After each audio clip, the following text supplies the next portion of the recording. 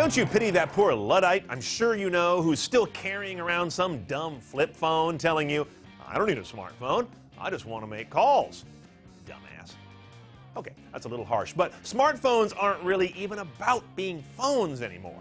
I'm Brian Cooley with the top 5 things the smartphone replaces, not even including your home phone line, based on a survey done in June 2011 by Prosper Mobile Insights. See how many of these ring a bell with you.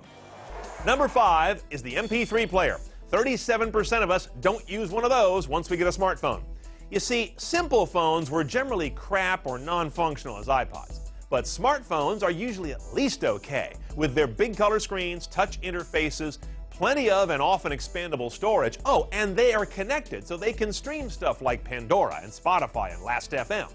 Now, you may find a smartphone a little too bulky or delicate to sweat all over as your gym music device.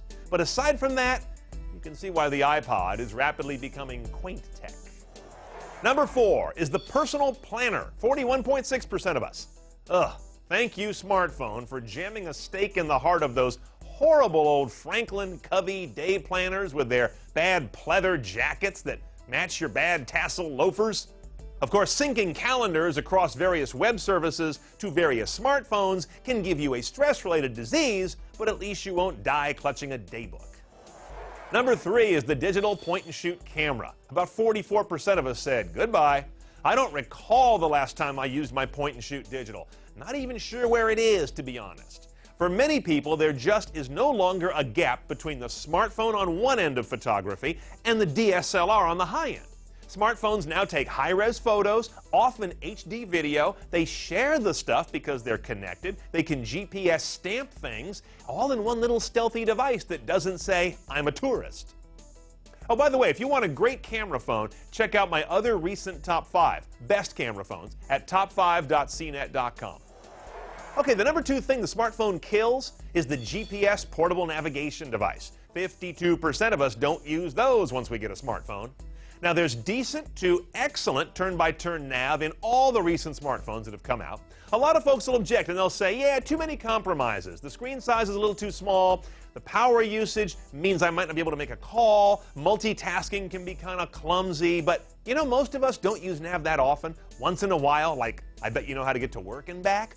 So GPS nav that is good enough is good enough. Before I take you to the number 1 thing the smartphone is putting out of business, can you guess what it is? Here are some other things it has knocked off from a little further down the list, including a disturbing one. 24% of us say we got rid of our computer because we got a smartphone. Let's not go overboard here. Okay, the number 1 thing people say their smartphone put in the box to sell on eBay is their alarm clock, right?